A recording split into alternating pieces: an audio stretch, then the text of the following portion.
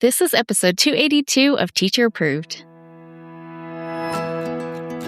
You're listening to Teacher Approved, the podcast helping educators elevate what matters and simplify the rest. I'm Heidi. And I'm Emily. We're the creators behind Second Story Window, where we give research-based and teacher-approved strategies that make teaching less stressful and more effective.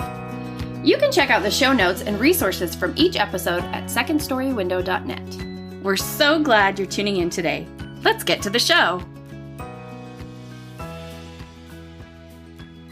Hey there, thanks for joining us today. In today's episode, we are talking about how to respond when it seems like your class has forgotten everything you taught them in week one.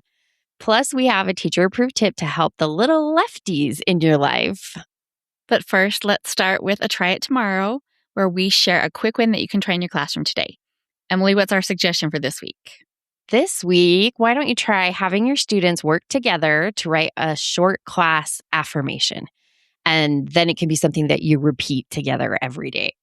This type of project is ideal for building community early in the year, and it's a great way to convey to students what matters in your classroom.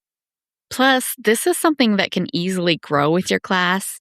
If you wanted to start off the year with something simple like a sentence or two, you can add to it as the year goes on. Doing this every day will help it become an important part of your class's identity. If you appreciate our teacher-approved episodes, we would love it if you took 30 seconds to rate and review the show on your podcast player. So we're in the middle of August, and it's always such a weird time. I swear the whole month feels like one long Sunday night. Well, that's exactly what it feels like, because it's this sense that something's about to change, things are changing, but nothing has started yet. And then it's kind of hard to really talk about because the timing of things varies so much depending on where you live. Some of our listeners are heading into their second or even third week of school, and some of our listeners will still have 2 weeks of summer break ahead of them. And if you live in the Southern Hemisphere or you teach year-round, we don't even know what you guys are doing. But we're so glad you're here. Yes, thank you for joining us anyway. But if you are in the barely back in school or the not quite back in school camp, you can listen to this episode and just file it away under stuff I will be glad to have in a few weeks. And if you're already well into your first month of school, buckle up because this episode is for you. So imagine you are in the middle of your third week of school and you walk past the backpacks. 3 weeks ago, every backpack was zipped shut and hanging from its assigned hook. The floor was tidy. Nobody's Capri Sun had popped and stained everything. It was so well organized, it could have been a stock photo. But that was then, and this is now. It's a different story now. Some backpacks are hanging, some are on the floor, propped against the wall. A couple are just nowhere near the hooks. The zippers are gaping open. Papers and broken pencils are littering the floor. And you're just standing there thinking, I could have sworn that we spent the entire first week practicing this. And you did. Don't gaslight yourself about that. You taught a whole lesson about this. You even had slides. And your kids knew exactly what to do. They could manage it just fine. Well, for a little while, I guess. But now, whether they realize it or not, they're checking to see if you meant what you said in the beginning. Because given the option, they would really prefer not to have to take care of their backpacks. That would be way easier. So let's talk about why that happens. The first few weeks of school are full of novelty. Kids are figuring out who you are and how your classroom works. And then after a few weeks, they settle in. Yeah, they finally know where things go and what you expect of them. And that's how you know you're officially in the season of settling in. Now, this is a special golden stretch of the year because you can finally focus on teaching content instead of all the effort on procedures. The routine finally starts feeling like a routine, and you and your new class are finding your rhythm. But comfort brings a new challenge, and students start testing boundaries. It's not that they're trying to be bad, at least most of them. It's just that it's easier to ignore an expectation that they don't feel invested in yet. And can you blame them?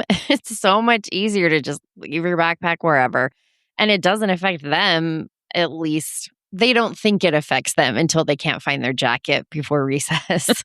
Oh yeah, that panic jacket hunt. So when your kids seem to push back on every single standard you taught in the first weeks, they're not telling you that they forgot what to do. They're telling you they need you to make sure they remember. And that brings us to the hardest part of this season. It's not teaching your expectations, as tedious as that is. It's holding students accountable for meeting them. Because just like with the kids and their sloppy backpacks, it is easier not to deal with it. I mean, in the short term, it feels easier. Yet what nobody prepares you for in college is that when you see the mess or the kids chatting in line, your brain starts negotiating. It's not that big of a deal, you tell yourself. We're already running behind. I don't want to cause a distraction. I'll just deal with it next time. And of course, sometimes letting it go is the right call, depending on the day and what's happening. But what matters most here is why you're letting it go. Is this a thoughtful decision about what you want students to learn? Or are you just avoiding the discomfort of dealing with it? And this is in no way a guilt trip. Sometimes the honest answer is, I cannot deal with this right now. We cannot be our best all of the time. Sometimes you just have to let the little stuff go. Yeah, the problem isn't making that call sometimes. It's making it every time without ever noticing you're making it. Every time a student misses an expectation, you've got a decision to make. If you address this now, it means losing time, resetting, interrupting the flow, and spending energy that you probably don't have. So that's why letting it go feels easier. You're saving time and energy in the moment. But letting it go has an expensive cost that shows up later. Students learn that your expectations are flexible, and next time they're going to push a little farther. And then you're just in a loop because you let it slide, they push again, and then the behavior gets harder to address. And you're more frustrated because now the problem has grown. And what's extra frustrating is that there's no shortcut past this. Kids are designed to test the edges of their environment. And until science invents a way to uninstall that particular feature, it means our job is making sure that the edges are solid enough to hold when the kids are leaning against them. And we've said this before, but the standard of behavior in any classroom is whatever students can get away with. Or to put it another way, your expectations are whatever you allow, which means holding students accountable has to happen more often than not. Accountability can sound really harsh, like we're a judge and jury, but it's important to separate the idea of accountability from the idea of punishment. Punishment is saying, how do I make this painful enough that the student decides it's not worth doing again? But accountability takes a different route. It asks, how do I help this student understand why their behavior matters so they can make a better choice next time? Or you can think of it like this. Punishment is about paying a price. Accountability is about learning. So let's say a student is upset and kicks over the trash can. Now, punishment would be pick up the trash and you've lost 5 minutes of recess. But accountability is what happened? How are you going to fix it? And what will you do differently next time? So both responses get the trash picked up, which definitely needs to happen. But in the accountability example, the student walks away having learned about themselves and their choices. And I guess your expectations of their behavior. Yes, and hopefully gained a little more skill with noticing when there's a problem and solving it. That's the big goal here, right? So let's take a look at 3 strategies you can use to make sure that you are holding students accountable. And each strategy fits a different kind of situation. So the first strategy is to reteach what you expect. Use this when a procedure has gotten sloppy, like our backpacks. Now, the mistake that most of us make here is giving a reminder. Remember, we hang our backpacks neatly. A reminder just restates what students already know, but it gives them no reason to change anything. Holding students accountable requires action, not reminders. Let's look at these backpacks. What do you notice? Let's try it again. Then have them reset their backpacks and pick up the floor. Then end by asking students what they'll do differently tomorrow. And if the sloppy procedure has become a chronic problem, you may need to reteach a full tell, try, tally, talk lesson. Tell them what's expected and model it. Let them try it while you watch. Tally or discuss whether they hit the mark, and then talk about what they will remember going forward. And if you made procedure slides with our tell, try, tally, talk at the beginning of the year, then you'll want to dig those back up. And unfortunately, there will be a fair amount of reteaching, so make it as easy on yourself as you can. Now, normally we are all about increased student engagement, but a reteach lesson should feel a little boring. We want to send the message that we don't have time for the fun stuff when we are stuck practicing the stuff that we already learned. And the lesson we teach by reteaching expectations is what my teacher says goes, and it's more enjoyable to do it right the first time than have to practice it later. Our second accountability strategy is for when kids aren't following directions. Imagine you tell your class, get out your math workbook, turn to page 48, solve problems 1 through 5, and then bring your book back to the table so I can check it. Before you've even said, turn to page, half the class starts moving. And 30 seconds later, they're all asking, wait, what are we supposed to be doing? I hate that question so much. I know. So when confusion strikes, start by making sure that you didn't accidentally create the problem. Consider if you had everyone's attention before you started talking. Students can't follow directions they didn't hear. And it feels awkward, but don't be afraid to pause after your attention signal and wait until all eyes are on you before you say a word. We talked all about troubleshooting your attention signal in episode 98, so you can check that out if you need some support there. I can't believe that episode was so long ago. I thought it was last year. That feels very recent. But if you know you had everyone's attention before you started talking, the next question is, did you use an action cue?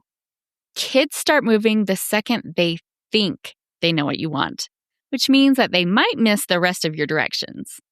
An action cue heads that off. It's a word or phrase students listen for as their signal to start moving.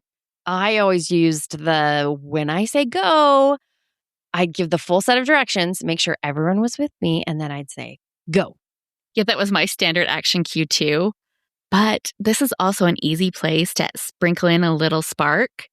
So sometimes instead of when I say go, it was when I say banana pajamas or, the kid's favorite, when I balk like a chicken.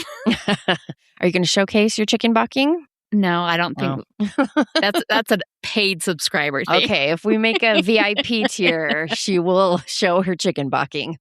Okay, but if you do want some more details about this strategy, we talked all about action cues and everything else that goes into efficient transitions back in episodes multiple, 48, 49, and 50, because we needed 3 episodes to talk about transitions. And you know what? I stand by it. Those are 3 of our best episodes. Yes.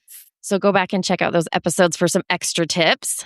Yeah, you really cannot say too much about transitions because that is the Wild West every day. Okay, assuming you used your attention signal and an action cue, the next question is, did you give students a way to reference the steps on their own? Now, the easiest fix for this is writing the list on the board. Adding icons or photos helps too, especially for younger kids or English learners or anyone still building their reading skills. If this is a transition you do all the time, make it a poster or a slide so that you're not having to rewrite it every single day. Okay, then, and this is the accountability part, you have to expect them to do it. If a student asks, what page are we on? Don't answer, just point to the list. And obviously, if they are still stuck after that, help them. But don't train them that you are the only source of answers in the room. Yeah, because kids are so happy to use your brain rather than their own, but we really don't want to encourage that. Then it becomes one of the hardest parts of teaching if you're constantly having to answer questions all day long that you already answered. So the lesson we want them walking away with is that they are capable of figuring out the next step themselves because you give them all this information in a way that they can easily reference. So far, our first strategy for holding students accountable is reteaching expectations. The second strategy is to give directions clearly and expect follow-through. And now our third strategy is to help students take ownership. This is how you use accountability to help manage behavior problems. When a student is openly pushing back against your expectations, it's tempting to think your job is to take back control. But that is not what accountability looks like. If you want the behavior to change next time, the question has to shift from, how do I stop this, to how do I help the student learn from it? For example, imagine you have a shoe kicker. Your class is walking to lunch and one kid is lightly kicking the shoes of the kid in front of him. And of course, an argument breaks out. So what's your next move? Now, it is okay to wait until the student is calm before engaging because after an argument, there's probably some heated feelings. So you can say something like, "We don't kick people's shoes. Go eat your lunch. And after recess, we'll talk about how you can fix this." And I think teachers often worry that if they don't address the issue right then, that they're letting the student get away with something. But if the student is keyed up, there's nothing you can say that will get through to them. You're probably just going to make things worse. Plus, I think maybe this is an experienced teacher tip. I always think that the waiting adds a little more meaning to the discussion because it's given the kids that extra time to really consider what went wrong. Yes. So when the moment's right, you can ask, what happened? Do you understand why your classmate is frustrated? How can you fix it? What will you do better next time? And what do you need from me? Try to keep your own opinions out of this as much as you can and let the student do most of the talking. That's what turned this type of situation from a mumbled, "I'm sorry," into actual ownership. So when students fall short on an expectation, but you're behind schedule, or you don't want to stop the lesson, or you're just tired, pause and ask yourself, what do I want students to learn from this situation? Sometimes the answer is to reinforce the expectation. If kids are chatting in line because they're excited for recess, the lesson we want them to learn is we save our talking for outside. So you send them back to try lining up quietly. Sometimes the answer is to support the value underneath the behavior. Kids are chatting in line because one student had a rough morning and the others are checking on her. The timing's not ideal, of course, but the bigger lesson there is we take care of each other. So that's probably a moment where the relationship matters more than the rule. So as the year shifts from back to school season to the season of settling in, be prepared for the pushback. And remember that holding firm isn't about being strict. It's about being trustworthy. Every time you calmly reinforce an expectation, you're telling a kid, you can count on me to mean what I say. So the next time a student misses the mark, don't ask, "Is this worth dealing with?" Ask, "What do I want the student to learn from this moment?" And let that answer be your guide. If you found this season-specific discussion helpful, you are in luck because our brand new book, Structure and Spark, provides the same level of support for each season of the school year. And for those of you who were kind enough to pre-order, thank you so much. So much. We are sending you a million high fives. And if you left us a kind review on Amazon, we will send you a million more high fives. But if you don't have your copy of the book yet, this is your moment to grab it. You don't want to miss out on even more of our tips for the season of settling in, plus the other 6 seasons of the school year. There is a link to Structure and Spark in the show notes, or you can find it at your favorite online bookstore. Now for our teacher-approved tip of the week, where we share an actionable tip to help you elevate what matters and simplify the rest. This week's teacher-approved tip is make your class lefty-friendly. This has been on our list to talk about since basically the beginning of the show. So, 4.5 years later, we're finally getting to it. That's about the speed we work around here. But it's fine. It's fine. We lefties are used to being overlooked. But please don't overlook the lefties in your class when it comes to assigning seats. If you're a righty, have you ever sat next to a lefty at a crowded dinner table and then you just end up bumping elbows the whole meal? Yeah, I do have experience with that with my sister. Thank you for your patience with my infirmity. But the same thing happens when a lefty is crammed in next to a right-handed student. If your desks are wide enough or your students are small enough, this might not be an issue. But just double check that everyone can write without elbowing their neighbor. And if it is an issue, try seating your lefties at the end of a row or to the left of their neighbors. Now, the second suggestion for making your classroom lefty-friendly is for anyone who teaches younger grades. And this is important. Watch how your lefties are writing. Watch for that hooked grip where the kid positions their arm above the line and then kind of curls their wrist into write. This is a really common pattern for left-handed writers. When I was in 4th grade, my mom got me a button that said, "Hire the left-handed. It's fun to watch them write." And it had someone with that pencil grip. But over time, that grip can cause pain and fatigue, especially as handwriting demands increase. So please help your lefties straighten out their wrists. And if you teach older students, it might be too late to fully correct without real intervention, but you can still talk with the student about it and explain why that hand position could cause problems down the road. and ask if they would want reminders from you to adjust their form. And now I'm wondering if my lefty child writes like this. I don't think I've ever looked to see. I don't think he does, but maybe he does. I think he would notice. It's pretty dramatic. But, how often am I sitting there watching him write at this age? It's true. Well, I guess you'll have to test it out I'll now. have to pay attention. Okay, and then our third suggestion is to let them be adaptable. Don't force a fix onto something that isn't broken. This is speaking from my experience, but I had teachers who insisted that I use left-handed scissors, which drove me crazy because I could never make them work. I still can't cut with left-handed scissors. And so I used to wait till the teacher wasn't paying attention and then sneak right-handed scissors out of the caddy because I had already learned to use right-handed scissors with my left hand. And it's the same story with tilting my paper to the right, the direction you're supposed to tilt it when you're writing. I can't do that. Or using a left-handed mouse, which I can do, but I don't. Once I had already figured out my own workaround, being forced to use left-handed tools just caused frustration over something that wasn't hurting me. It's not like the pencil grip. This wasn't a big deal.